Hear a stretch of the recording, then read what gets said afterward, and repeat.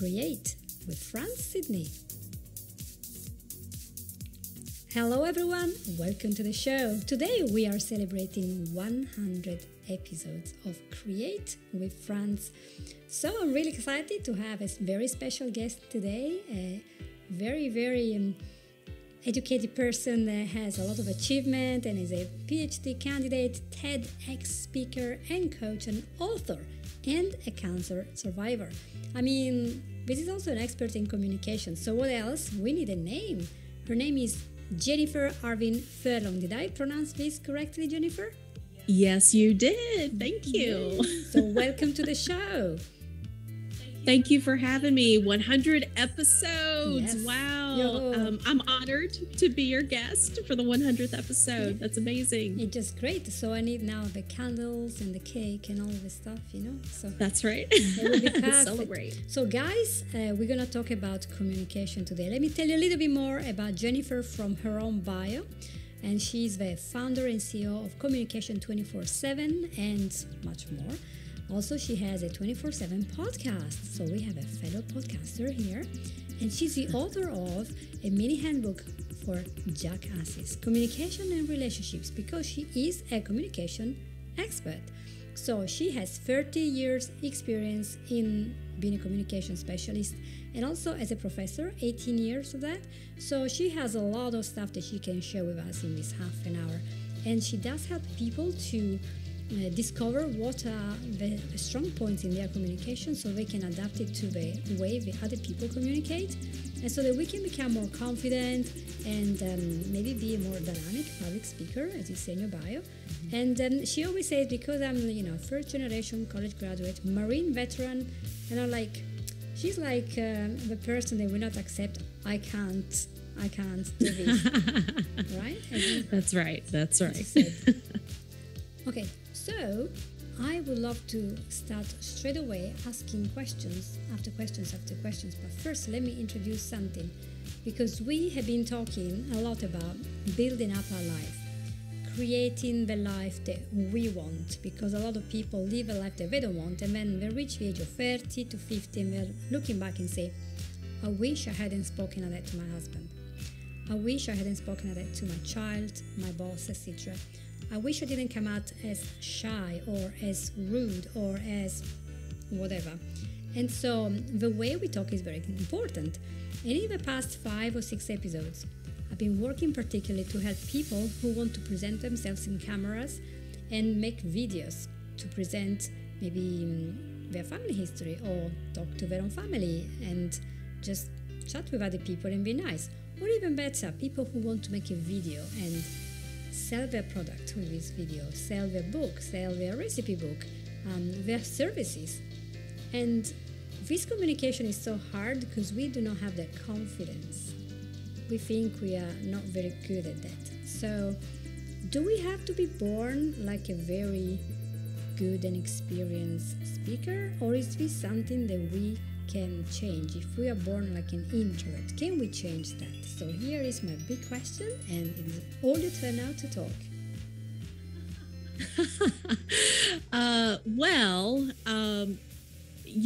There is no doubt that there is the perception that there are some people who are just naturally gifted at speaking, right? They're either naturally gifted at communicating and creating relationships with others, or they're naturally gifted at getting up on the stage and they're this dynamic public speaker. But I can assure you that there's a lot of time and effort and practice that goes into all of those things. So the answer to your question is communication is a skill, just like any other skill. We have to work at it to get good at it.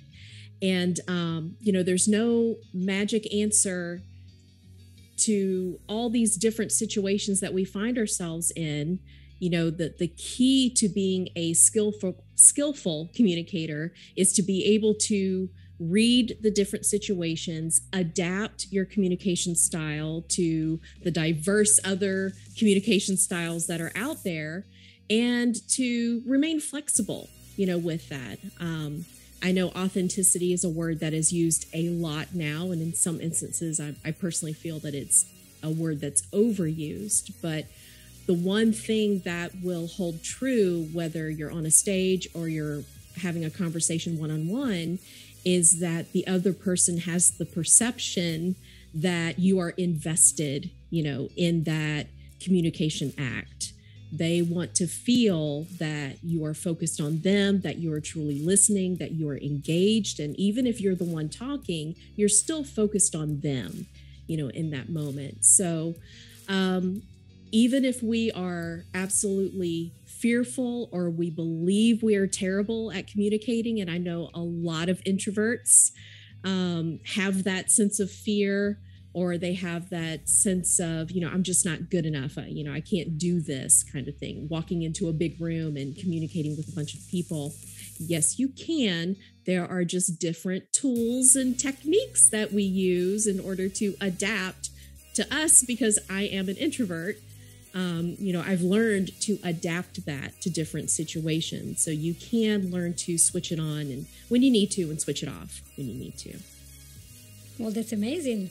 So there is a hope, there is a glimpse. So what happens then if I am there and I really want to make a video because I don't know, maybe I am a coach, or maybe I am, selling a very good course, a raw food course, I don't know.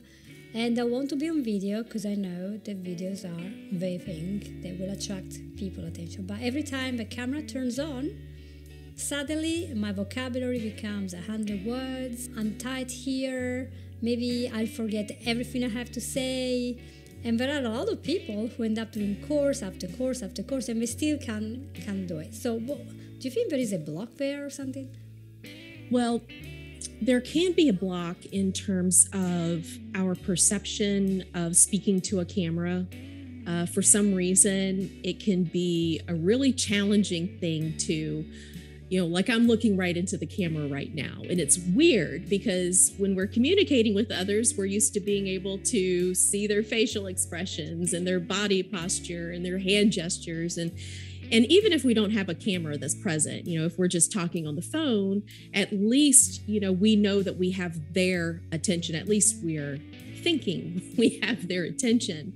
So it's kind of weird, looking into that camera, but that's another one of those things that you just have to train yourself to do. You train yourself to look directly into the camera and just envision that whoever is in that audience, whether it's just one other person that you're Zooming with, or if it's a webinar and you're the presenter for that webinar and there's 150 people who are present, then you just have to envision that that audience is behind that camera.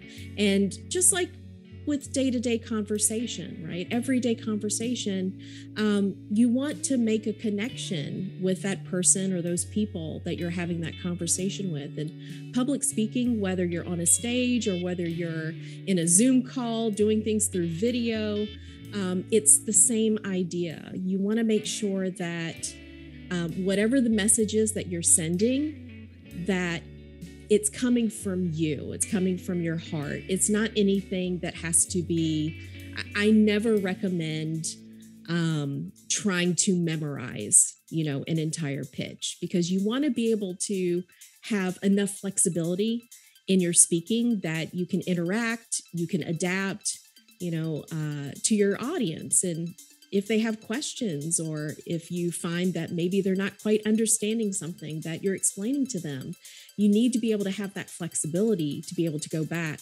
and re-explain, address questions, and all of those things. So a lot of it is your perception, that fear that we have of public speaking. We think that whatever it is that we're going to say is not going to be good enough, when in fact, the people who are there watching you, they're there because they want to hear what you have to say. They're watching your video because they're interested in whatever it is that you have to say. So I'd say that's the first step, in being mindful of the stories that we're telling ourselves. Oh, I don't, whatever I have to say it's not going to hit right, or they're not going to understand it, or, a million negative things that we're thinking in our head. And the bottom line is, look, they're there because they want to hear from you. And another thing is, don't expect perfection. You have to give yourself permission to be human. We connect with other humans. We don't connect with robots, unless they're robots that have human characteristics, right? So, that would be the second thing I would recommend, is just be mindful of not putting too high of an expectation of perfection for yourself, because it doesn't matter who is doing the presentation. Everybody who has been doing this for a long time understands that there is no such thing as a perfect presentation. People may think it's perfect because they don't know what you practiced. They don't know what you intended to say. They didn't know how you intended to behave, during that video or during that presentation. As far as they're concerned, everything you did was all a part of the plan. So you have to give yourself permission to be human. And if a mistake does happen, don't call attention to it. Move on. It's likely they didn't even notice it. So a lot of this stuff is just, it's in our head. It's the things that we tell ourselves. We start believing in these things. So we have to reframe that narrative.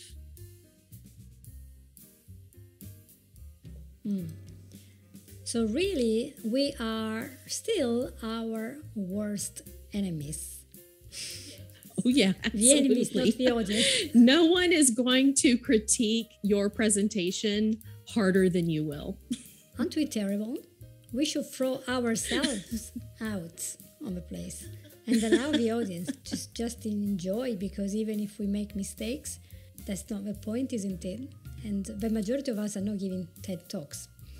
We are just talking to people, maybe small presentations, and some really freeze completely. Or maybe there is nobody, there's just you and the camera, and you're talking, and there is nobody there. So why are we freaking out? It's just incredible. So I really think you're right. If you keep training, you will get better and better and better. And I remember quoting this to one of my friends last week from an illustrator. Now I can't remember the name, and I don't want to go online to get him, but he's a comic illustrator. He said something that in a way or another has been said before, and he said, the difference between the master and the novice is that the master has failed more times than the novice has tried. And that's right. That is right. Yeah, that was quite a thing. That was all about drawing and art, but I think it does apply to a large variety of situations, and especially when we're talking. It's not that when you're born, you can talk perfectly to everyone. You have to learn how to talk from scratch. And so as we practice the art of talking and really communicating, and not talking in an empty chamber, but relating to the others, we get better. Tell me a little bit more about this active listening then. So when we're listening to people and we want to give them this idea, we are listening, even if we don't agree, but we're listening. So how is a communication better when we know how to really communicate instead of just talking too much or talking too little? How do the relationships change when we communicate better? I would argue that listening is the most important skill to develop as a communicator. A lot of people will focus on, how do I address my message? And they want to worry about the language that they use or the nonverbals that they're displaying. But really, at the end of the day, in order to be an effective communicator, the best communicators are the best listeners.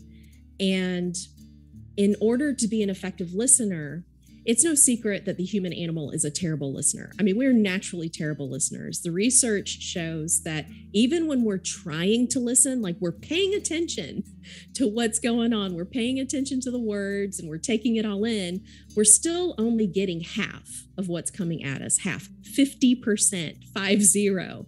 So there's a lot that even when we're paying attention, we're not getting. And so just like I said earlier, that communication is a skill. Just like any other skill, you got to work at it.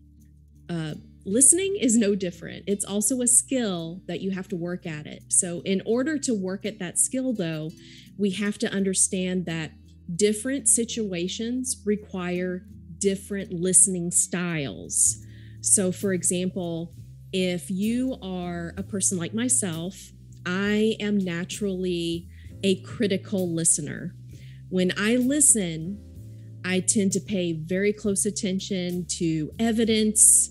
I want to know where the evidence came from. I'm listening very closely to the tiny details of the story that's being presented to me. And I'm thinking about conclusions, as I'm listening to something, especially if it's an argument. I'm actively paying attention to all of those things so that I can come to a judgment. And this is an excellent way. This is an excellent skill to develop. Number one, if you want to be able to persuade others, or if you want to become a more savvy consumer of communication and you're listening to politicians, deliver their speeches.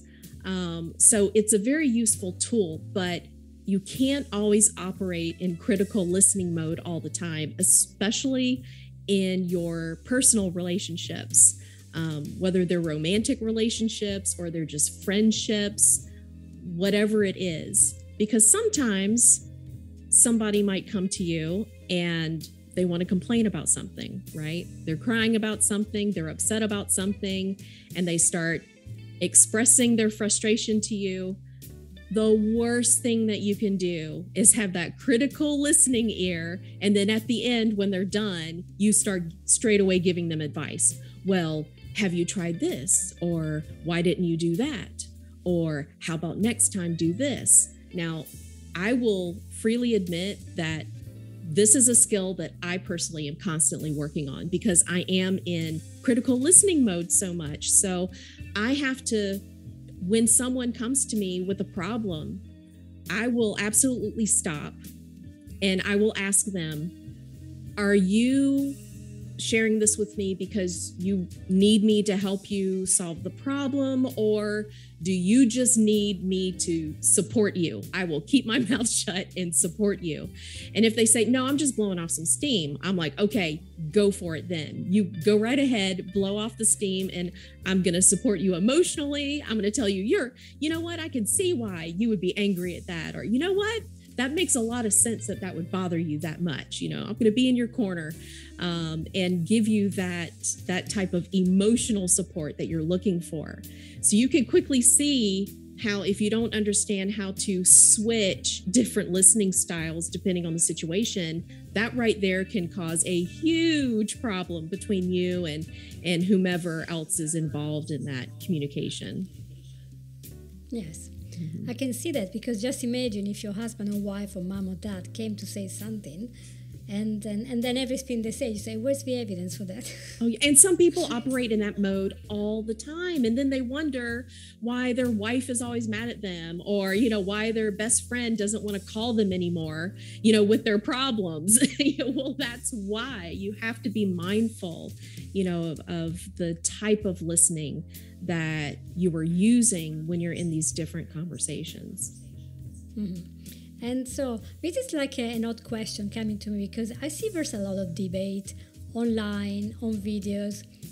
It's on video when it happens to be discussed online. I won't make names. But there is so much, punching and jumping on people's throat. And if I don't agree, everyone is shouting. They don't let them finish talking. Mm-hmm. They're just labeling them. You say one word and you're labeled as whatever, mm-hmm. because you don't agree. And so there are a lot of people who maybe want to only listen to their own ideology, mm-hmm. but they won't listen to anyone else. They haven't tried to be on the other side, and they get really angry. And some of them want to keep that idea that they like, but they want to allow others to keep the idea that they don't like anyway. But they want to avoid the argument, but they feel like they're boiling. They are erupting, and this listening is killing them. And I had a few discussions with friends that I cannot resist. I have to tell them this is awful. So what do you do if you want to be a skilled communicator, but you completely and totally disagree with the other person? What can you do? I heard such a wonderful quote from a woman named Marlene Chisholm, and she's written a lot of books around the area of conflict and conflict management. And one thing that she said to me was, disagreements do not destroy relationships. Disrespect does. So that's a key difference right there. Every relationship that we're in, and it doesn't matter if it's a personal or a professional relationship, we are humans. We are going to disagree. There is going to come a day, especially if you work with someone long enough, or if you live with someone long enough, or if you're friends with someone long enough, there's going to come a day where you're going to have a disagreement about something, because that's perfectly natural. We're not going to agree on everything all the time. So we have to get past this idea that, in order to have a successful relationship, or in order for our relationship to be okay, we cannot have any type of issues. We can't have any type of disagreements.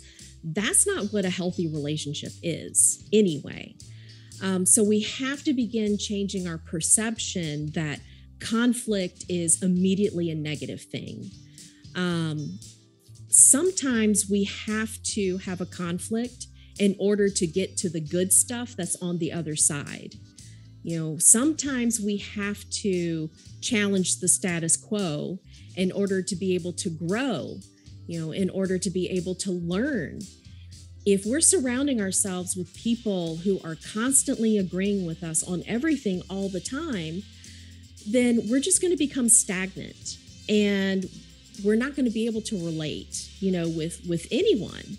So, I think that's the thing, is we have to make sure that our perception of conflict, we need to change that. It's not necessarily a bad thing. We get to a lot of good through that conflict. The key is learning how to manage that conflict in a healthy way. And that's when, if we begin interjecting a lot of logical fallacies, and then we start throwing a bunch of name calling in there, and, there's accusations. And like Marlene said, you start disrespecting the other person rather than having a logical argument, with that person. So we have to take a moment, take a step back. Immediately when you begin getting into an argument, is take stock of how you're feeling in the moment. Just acknowledge that you're having these feelings, and think about, how are these emotions impacting my ability to communicate what it is that I'm wanting to say effectively? Because it is having an impact on how you're communicating. And then also acknowledge how the other person might be feeling. What are the emotions that you think they're going through in this moment? Because just like those emotions are having an impact on your ability to communicate, I guarantee you they're also having an impact on their ability to communicate. So you have to kind of just slow down a minute, acknowledge that, and then start asking questions. If they say something, instead of assuming that they meant it one way, check your understanding. If I'm understanding this correctly, this is what I'm thinking you're meaning by this. So you have to be able to be willing to ask questions and allow the other person the space to be able to explain what it is that they're either believing in, or what it is that they're wanting you to understand so fervently, because at the end of the day, that's what it is. The frustration is they're wanting you to understand what it is that they're talking about. And we can come to an understanding without agreeing. That's another thing. Understanding where someone is coming from does not mean that you're agreeing with their opinion, on any particular subject. So that's also something very important that I think everyone needs to get back to, that understanding when we're dealing with conflict. That's great, and also very clear. Thank you so much, Jennifer. That is so useful. Also, wanted to add a little appendix. Appendix? I was like, the Italian in me coming out with a new word. And I was just thinking, everything that we do is connected to the values, what is important to us. So there is always an underlying mean to an end, and so I'm not buying the motorbike because I like engines. I like a motorbike because when I'm on the motorbike and I fly into the horizon almost at the speed of a light, I feel free. So the motorbike is just my way of feeling free. So the mother saying to the child, you're never going to get a motorbike. You're saying to your child, you're never going to be free.